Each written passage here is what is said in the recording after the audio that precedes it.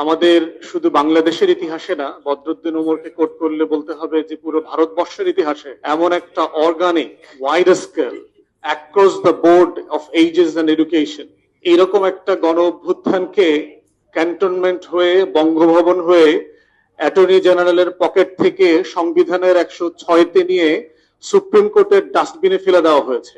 মানে এইটাই হচ্ছে আমাদের আদি পাপ, এবং সেই 106-এর পাপ আমাদেরকে এখন পর্যন্ত ক্যারি অন করতে হচ্ছে।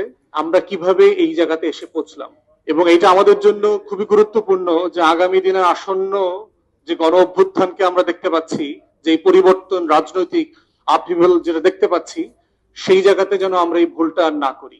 এবং আজকের এই প্রশ্ন যেটা আজকের এজেন্ডাতে, আজকের সেমিনারে যেটা থ্রো করা হয়েছে, বাস্তবায়নের থেকে বড় জিনিস যেটা আসলে আমরা ঠিক করতে পারি নাই, সেটা হচ্ছে status of the last government. তার লিগ্যাল স্ট্যাটাসটা আসলে কি ছিল, এবং এটাই হলো ক্র্যাক্স অফ দ্য কোয়েশ্চেন, যেটাই হচ্ছে আরো প্রচুর সাব কোয়েশ্চেনের জন্ম দিচ্ছে, যেটা উপগলি, সহকারী এবং এডিশনাল অনেক প্রশ্নের জন্ম দিয়েছে, যেটা জুলাই সনদকে আজকে প্রশ্নবিদ্ধ করছে, জুলাই সনদের অধ্যাদেশকে, অর্ডারকে প্রশ্নবিদ্ধ করছে, গণভোটকে প্রশ্নবিদ্ধ করছে। কারণ ভিতরে দেখলাম 24-এর রিফ্লেকশন নাই, গণ অভ্যুত্থানের রিফ্লেকশন নাই, স্বাধীনতার পুরস্কার দিয়েছে অথচ 24-এর কোন হিরোকে তারা অ্যাকনলেজ করে নাই। তো তাদের দলীয় এই অকৃতজ্ঞতার জন্য তাদেরকে মাসুল দিতে হবে, ইতিহাস সাক্ষী। অতএব আজকে অন রেকর্ড বিএনপি সরকারকে বলে রাখছি যে আপনারা চোখের ছানি যেটা পড়েছে না, ক্ষমতার ছানি, আপনাদের সচিবালয়ে, প্রধানমন্ত্রী পাড়ায়, যমুনাতে, মিন্টু রোডে যে চোখের ছানি পড়েছে না, এই ছানির অপারেশনটা তাড়াতাড়ি করে চোখটা পরিষ্কার করেন।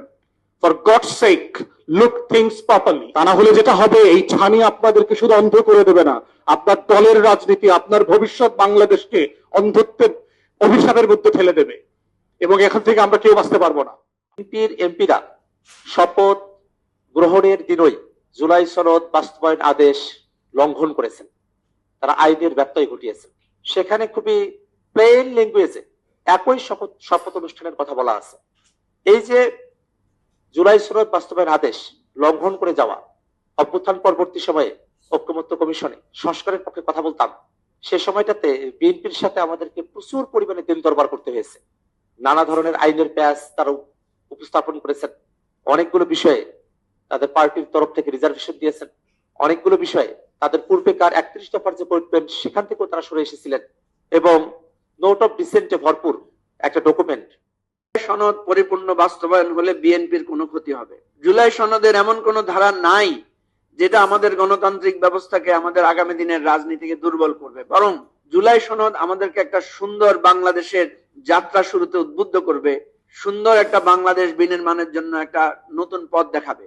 আমরা অতীতে কি ভুল করেছি, অতীতে আমাদের অনেক ব্যর্থতা আছে, অতীতে আমাদের অনেক ত্রুটি আছে, সব কিছুকে আমি মনে করি পেছনে রেখে আমরা সামনের দিকে এগোতে চাই। সেজন্য আমার সেই প্রস্তাবটি আমি দিচ্ছি এখানে, যে আমরা সকলে মিলে বিএনপির কাছে বলতে পারি যে আপনারা এই সমঝোতা প্রস্তাবকে গ্রহণ করুন, এবং এটার জন্য আমরা একটা সময় বেঁধে দিতে পারি। যদি সেই সমঝোতা প্রস্তাব ওনারা গ্রহণ না করেন, ওনারা যদি সংস্কার পরিষদের শপথ না নিয়ে জুলাই সনদকে বাস্তবায়নের মধ্য দিয়ে নতুন করে সংসদীয় গণতন্ত্রের যাত্রা শুরু না করেন, তাহলে যে বিভেদটা হবে, এই বিভেদের দায় জনতার আদালতে আমরা সরকারি দলের উপর দিতে বাধ্য হব, এবং এরপর থেকে নতুন ধাঁচে, নতুন ধারায় আমাদের গণসংগ্রাম শুরু হবে, এবং সেই